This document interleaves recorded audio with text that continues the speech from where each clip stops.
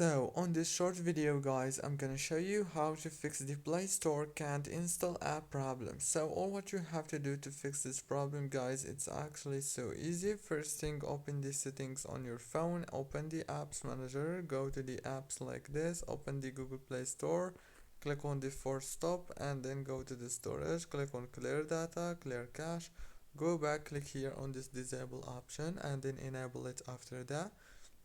Now last thing you want to do is go back to the home page, restart your phone and then reopen the Play Store, and the problem must be solved. Then you can download any app you want. For example, let's say Spotify. Click here on the install and it will start downloading as you can see.